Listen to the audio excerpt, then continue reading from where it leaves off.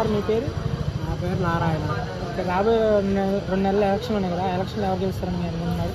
ఎలక్షన్లో వచ్చేది Chandrababu Naidu alliance. Okay, ఇప్పుడు మీ జగన్ ప్రభుత్వం మరి ఏమీ లేదు. ఏం చేశారు? అన్నీ పెంచారు, అన్ని వస్తువులు పెంచారు, మొత్తం పెంచారు. ఏముంది? వారంటీ గురించి, సచివాలయం గురించి ఏం చెప్పారు కదా?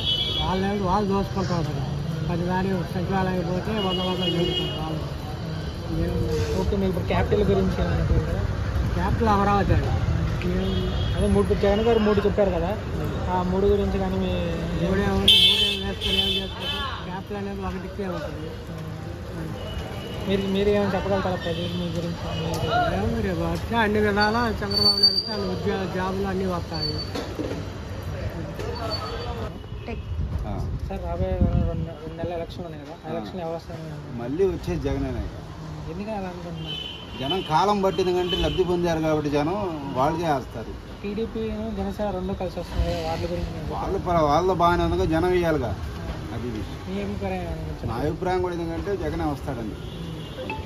మీ జగన్ దగ్గర మీరు ఏమైనా లబ్ధి పొందారు? ఏం పొందలే, అయినా జగనే వస్తాయని మీరు అంటారు? అవును, మడిచి ఆశాజీవి కాబట్టి ఎందుకంటే మడిచి వాడు స్వార్థం కోసం ఎందుకంటే ఇది చేస్తాడు. అది విషయం. మీరు ఏమైనా జగన్ చెప్పగలుగుతారు? ఏం చెప్పేది ఏం లేదు, ఎవడి అభిప్రాయం అది. జగన్ ప్రభుత్వం చేసిన వ్యవహారాలను చూసాం కాబట్టి ఎక్కువగా తెలుగుదేశానికే ఎక్కువ ఉందండి. ఈ ఇద్దరు కలిశారు కదా, పవన్ గారు చంద్రబాబు గారు కలిశారు కాబట్టి 100కి 100 పాళ్ళు వాళ్ళే ఎక్కువ సీట్లు వచ్చి ముఖ్యమంత్రిగా చంద్రబాబు గారికి అవకాశం. జగన్ గారి గురించి మీరు ఏం చెప్పగలుగుతారా? జగన్ ఇప్పుడు రోజు ఆయన చేసిన అరాచకాలన్నీ జనం చూస్తున్నారు, పేపర్ ద్వారా కానీ అన్ని చూస్తున్నారు కదా. వాలంటీర్ల గురించి, సచివాలయం గురించి? వాలంటీర్లు పాపం 5,000కి ఇబ్బంది పడుతున్నారు.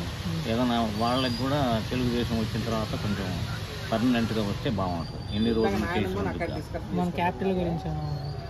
క్యాపిటల్ అమరావతి, మోడీ గారు చెప్పారు కదా, ఇంకంతే. మీకు దగ్గర నుంచి జనాలకి ఏమైనా చెప్పగలుగుతారా? న్యూస్ అన్నీ చూశారు కదా, కాబట్టి గట్టిగా కొత్త ప్రభుత్వం అంటే జగన్ కాకుండా ఎవరు వచ్చినా పర్వాలేదు.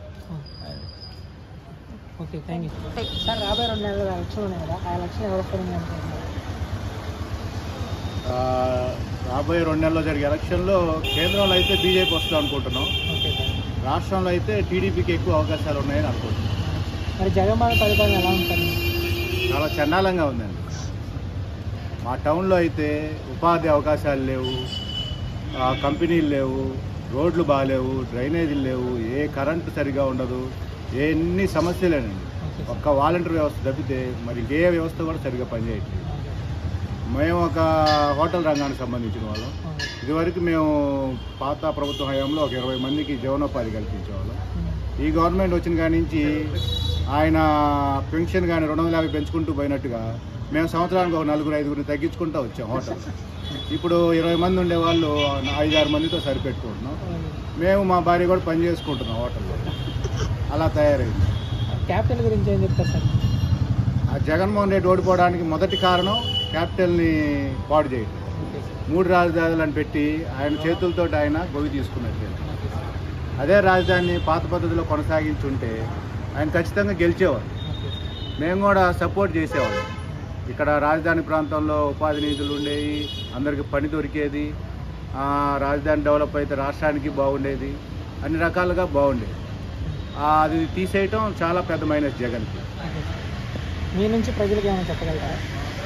ప్రజలకు చెప్పేది ఏముందండి, పరిశ్రమలు తెచ్చేవాడికి, ఉద్యోగాలు ఇచ్చేవాడికి ఓటేయమని చెప్తున్నాం. అది ఒక చంద్రబాబు జనసేన ప్రభుత్వం కలిస్తే వస్తుందని అనుకుంటున్నాము. ఆ పార్టీకి ఓటేయాలని కోరుకుంటున్నాం.